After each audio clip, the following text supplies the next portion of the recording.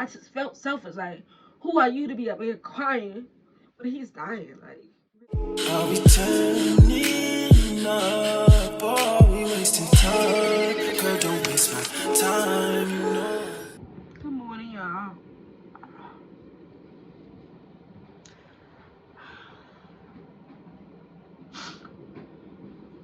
I've been debating whether I'm gonna come on here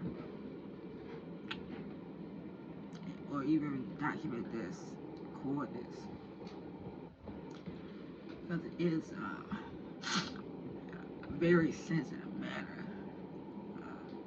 But you know, this is what my channel's all about. Give you a little bit of me. Excuse me, I got time.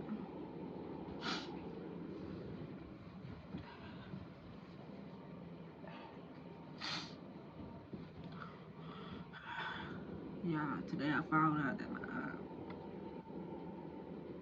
my brother had passed away, only 39, but he had been sick, y'all, for the last, since he was like 14. He been having diabetes. At 14, he had diabetes. But he been doing dialysis, and things just started going downhill for him real quick, y'all. He passed away peacefully. So we was able, we knew that it was coming, but it's still, the pain still feels the same.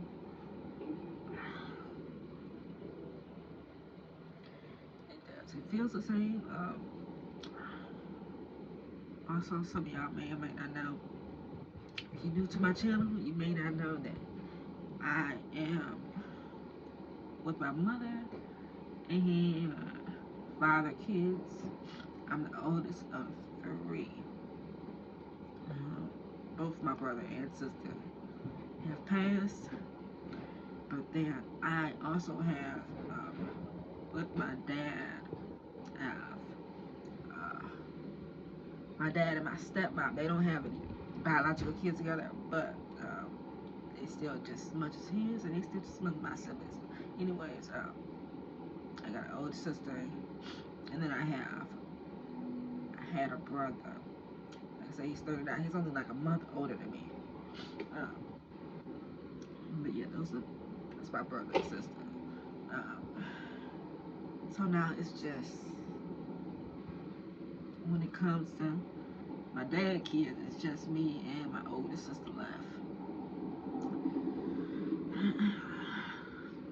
And I talked to her today, and she like, they left us. They left us.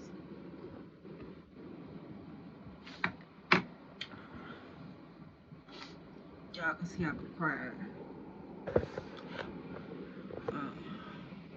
And I've been getting phone calls, which I appreciate that. People calling, checking in on me.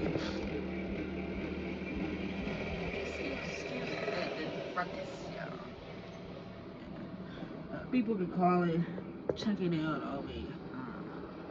He passed away too, y'all, this morning. What's today? The 11th?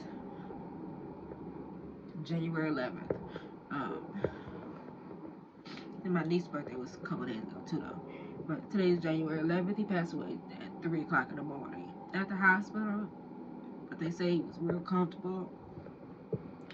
He had been asleep like the last 4 or 5 hours. Just medicated him, giving him pain meds. But he was surrounded by love, y'all. I'm so happy for that. His sister was there, niece, cousins, his girlfriend. Like, it was nothing but love there. They still up at the hospital now. It's 8:54. They still up at the hospital. They were waiting to allow other people to come and see him, because my sister is going to cremate him. And so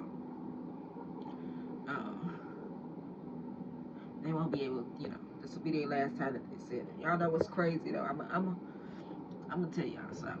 So recently, I have been going up to the hospital more often with him. You know, let me rewind that because I'm not gonna say more. So I had been up to the hospital a couple times with some close calls, and the last 2 or 3 months, he had been just going to the hospital. It seemed like every single day he had been going to the hospital. On top of that, he had just had a heart attack. What was it? Last month he had a heart attack. Yeah, he had a heart attack. So his heart was uh, only at 25% too. Put my glasses on. So you know, I felt it, but Goonie been sick for a long time, a long time. This time just felt different. It just it just felt different. Like I went into the hospital the day before yesterday, and my sister called me and she said, Goon just no. That's not my sister. Didn't call me. My niece called me. Burberry called me, and she said Goon just went into emergency surgery. He had to have surgery on his leg, and they found he got an infection in his leg, which is one of the reasons why he kept going to the hospital because he was in so much pain, and so they're gonna do emergency surgery, right?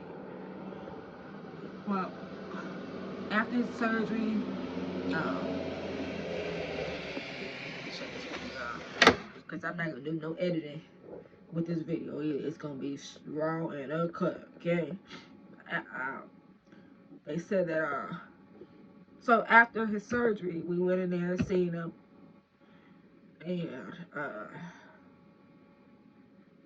I went in there, but I felt a little bit different, but it wasn't like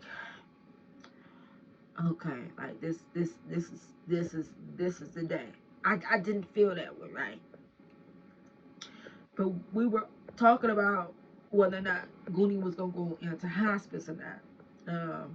But after he had that surgery, I knew that he was still sick, but I thought the hospice at that time prior to us talking to Goonie, I thought hospice was off the table, for that moment, because otherwise, if it wasn't, he wouldn't have had surgery, right? Um, but then we go and talk to him. After surgery, he was in pain.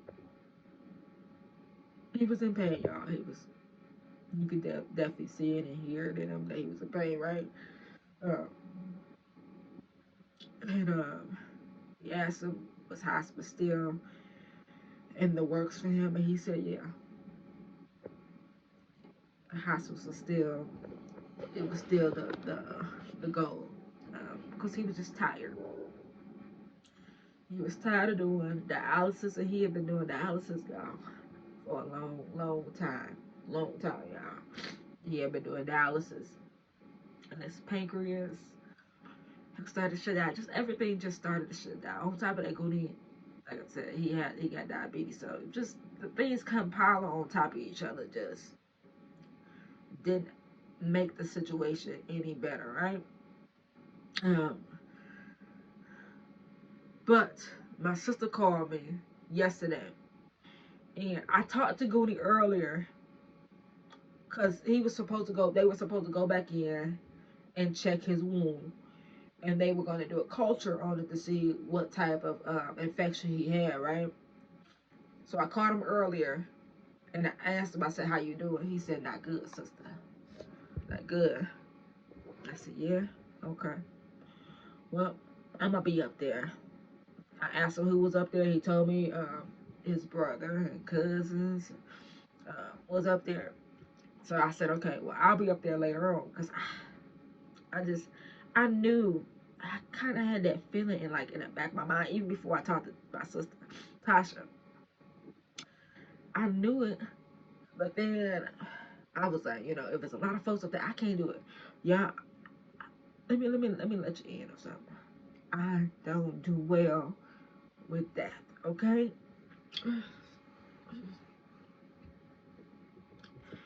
I know because I've lost so many people. I'm not numb to it by far. And I've lost so many people at a young age where it's just like, it's hard. Now, don't get me wrong though. I know that I'm going to be okay, but the initial blow, it hits me.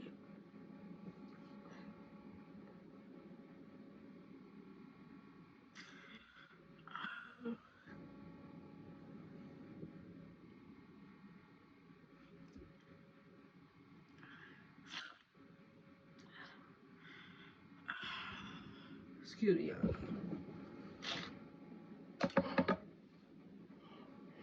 I still got this big old towel because I knew I was gonna need it.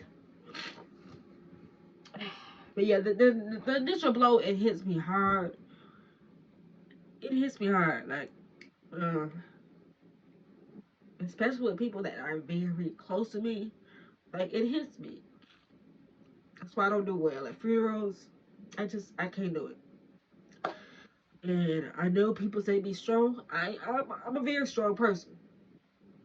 I am very strong, but I know when I can handle something, when I can't, and if I can't, I'm not gonna do it. I'm not gonna put myself in that space because I already know how I am, and I don't want, to make others uncomfortable with how I respond and how I and how I act when it comes to, you know, that. Hey, I'm the one in the funeral, y'all. I'm the one in the funeral that you hear all the way in the back. That's me. Just to, just let you know how I am. And I know I don't like it, but it just is what it is. I mean, I bottle everything up. Hold on, let me give me something. And yeah, I bottle everything up in the end. You know, that's how it come out. But anyways, so when when I talked to Goody, he said he wasn't doing good. He said his brothers was up there and his family was up there. I said, okay, I'm gonna wait. I'm gonna wait a little bit to get up there. But then Tasha called me and she like, yeah, they don't know how much longer it's gonna be. It may be, today, tomorrow. It may be 2 weeks from now. Um, they don't know. Now, mind you, Goody had just did his dialysis that morning too, so I knew he was gonna be good as far as the dialysis goes and his kidneys goes, but I didn't know anything other than that. So I told Tasha, I said, so the doctor said that basically, it was inevitable. Like, there was no way of even helping him. Only thing that they could do was assist him with the pain, just to make, you know, him comfortable. So I said, okay, he gonna go to hospice. Tasha said, yeah, he gonna go to hospice. I said, okay, um, well, I'm gonna see him when he get home, right? Because I thought that he was gonna go home. Tasha said, well, he gonna either go home tomorrow or he gonna go home on Friday. I knew it was gonna be a lot of people up there. I said, well, I'm gonna see him. I'm gonna see him when he get home.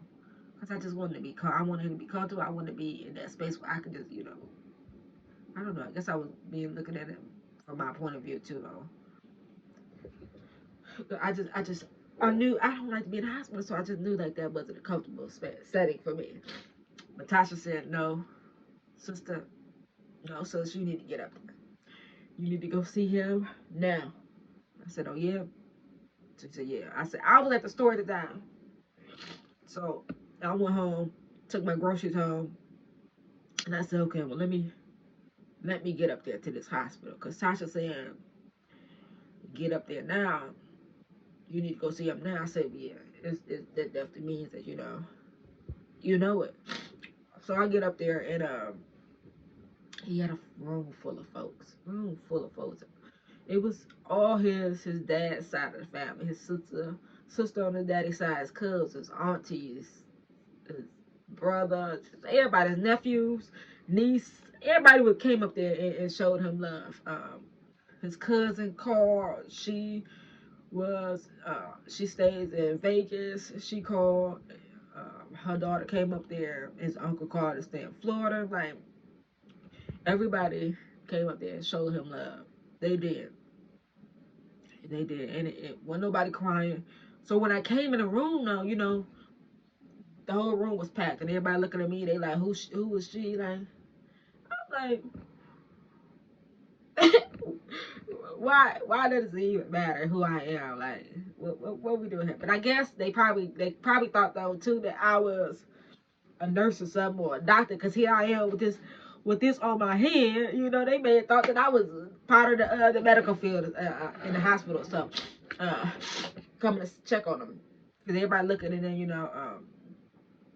his sister Charlotte was like, "Yeah, this Goody stepsister, I weigh." But then when I got in there, like he was definitely in pain.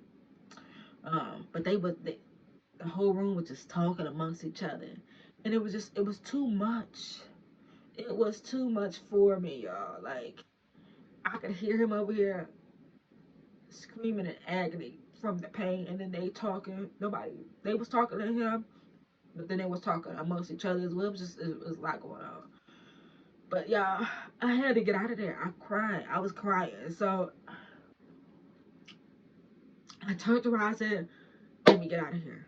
I'm trying to hold these tears back because I don't want him to see me. Like, like I just felt selfish. Like, who are you to be up here crying when he's dying? Like, really? Wow.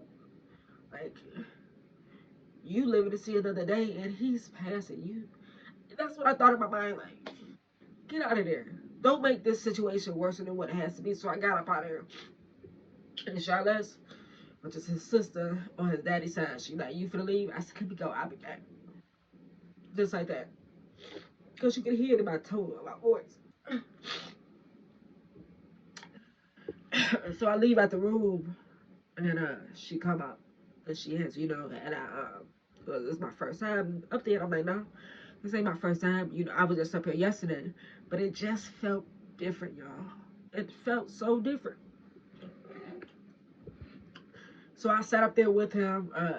I sat up there with him for about 4 or 5. Let me not say 5 hours. I sat up there with him for about 3 hours. Yeah, I sat up there with him about 3 hours, 3.5 hours, because I left out after visiting time. It was over. I got there like 5 o'clock.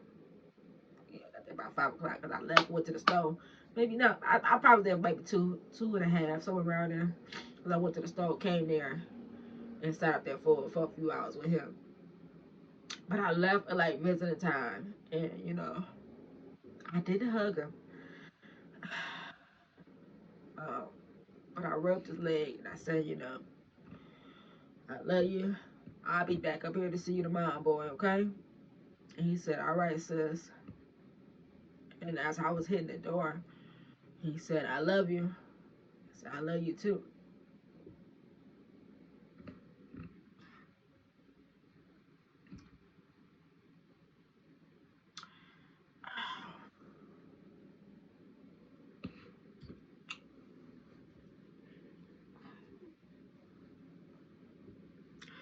But y'all, no lie. When I hit that door, when I went to pull that door, I felt like an energy. It was like I almost like had tipped over. Like, I'm like, what is that? Like, that's not, that ain't nothing normal. Like, I felt like I was about to pass out. Like, as soon as I hit that door, it was like whoosh. I had to brace myself. Like, what the hell? What's going on? Like, I knew, but then again, I never. I told him I was gonna be back to see him tomorrow because I planned for him to go home and him to pass at home in hospital. So I knew he was in pain, but death works. People pass away differently. Everybody pass away differently. So in my mind, I had just envisioned something differently for him. Like, when his mom passed away, like she was sleeping and not even up and alert when she had passed away. So that's in my mind, and my grandma as well. In my mind, I just knew because how sick he was, like that's how he was going to pass away. So with him being up and alert and him talking to us, I'm like, okay, well, we got another. I'm thinking in my mind, we got another week with him for sure. Like we got another week, right? But like I said, when I hit that door, that energy is just was like whoosh. I had to brace myself because I felt like I was going to fall over. Like the room spit a little bit. I'm like, I had the door knob and I stood there, got myself together, and I walked out. But after that, I wasn't feeling. I still had that little dot in my throat. Like like something just ain't right. Like I knew it, and I told my mama. I called my mama. I said, yeah, he's sick, but I said I got my phone now, y'all. My phone stay on do not disturb at 10 o'clock. It's like that, and want to know why it's like that? It's like that because I cannot handle being called in the middle of the night. Like I just can't.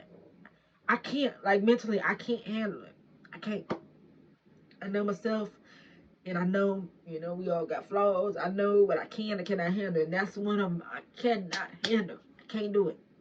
I can't be woken up in the middle of the night. I can't be scared in the middle of the night. So I put my phone on do not disturb. Unless you call me like twice.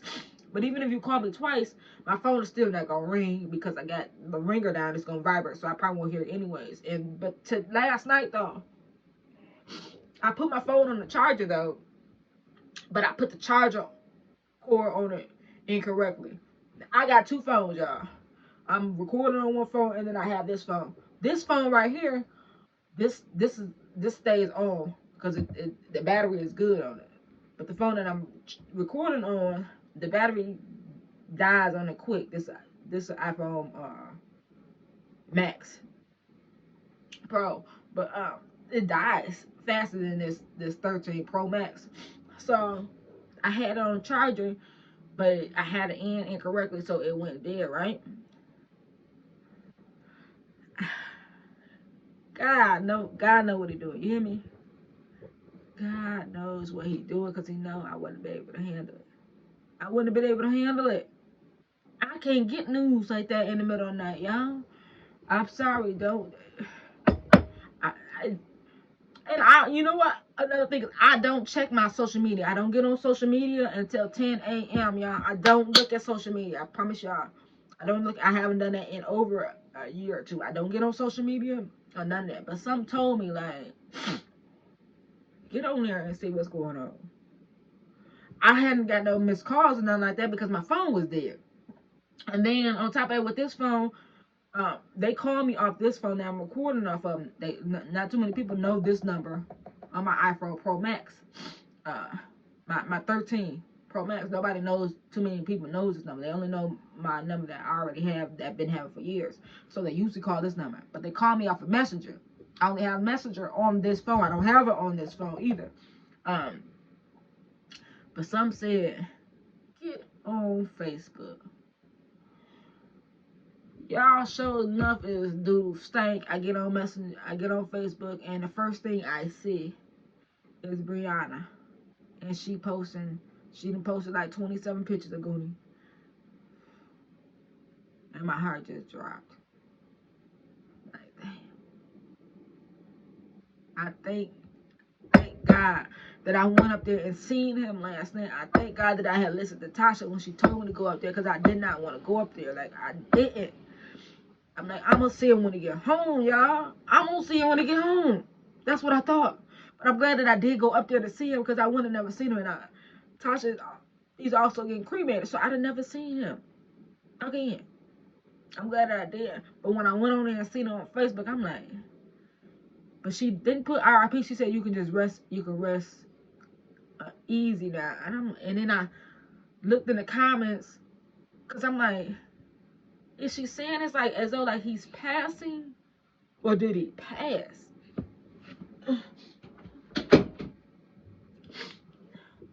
And I got on there and I seen people saying RIP. So I called Brianna first, which is his girlfriend. She didn't answer. The messenger, that phone thing is a mess. I need to get folks' phone number so I can call them directly because I can't stand message. I called Brianna first. She didn't answer. Then I called Bree. She didn't answer. Then I called Tasha. Tasha didn't answer. Sabrina called me back right right after. My cousin called me in the mix of that after, because Sabrina called me and told me, she said, Mama didn't call you.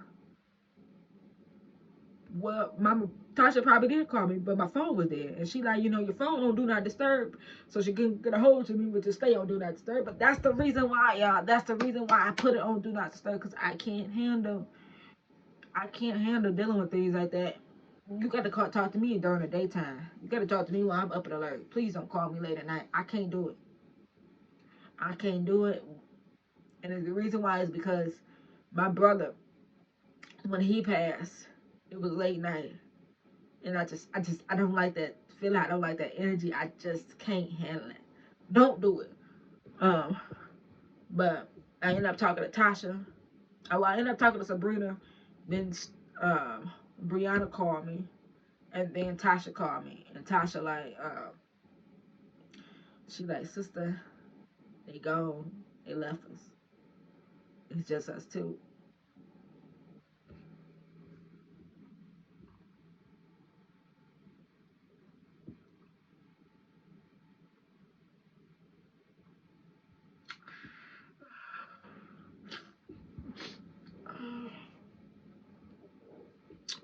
Which that makes it worse in itself. It's a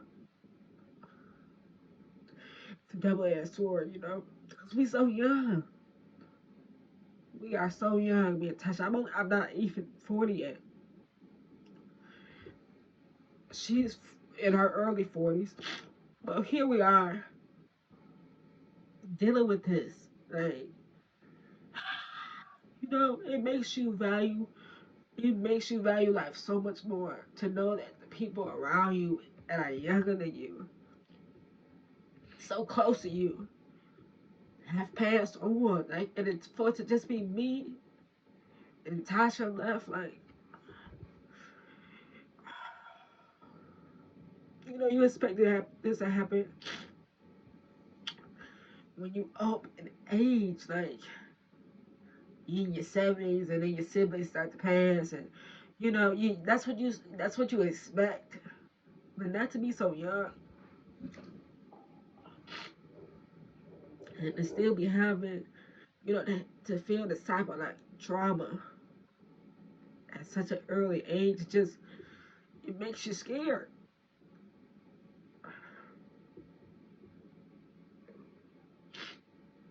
It does.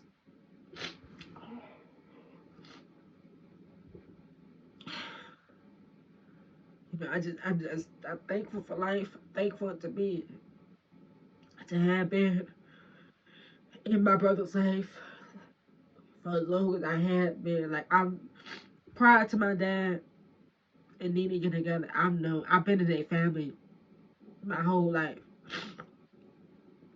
But my dad and Nene got together when me and Goonie was 9 years old. Right. So that's my brother's sister for sure. Over 30 years, over 30 years. At this point, where he's been there. Okay, that's my family. All of them my family, like, and they know it. Um, but yeah, yeah. This hit a little different. Even though I was expecting it, and like I told Tasha, at least you can't really prepare for death because it's gonna hit you. But when you know it's coming, at least you can brace for the impact, right? You know it's coming, and it's not like Mookie and Todd where it was like, oh boom, oh they did what? Like, I couldn't comprehend it. But with Cooney, we knew that he was sick. Um, but at least we were able to brace for the impact. Y'all just keep his babies. 'Cause he got three boys, so three young boys. Keep his babies in your prayers, y'all. Keep his girlfriend in your prayers. Keep me in your prayers. Keep his sisters. Keep his nieces and nephews. my son in your prayers, y'all. Like, keep us in your prayers. You know, we're gonna be all right.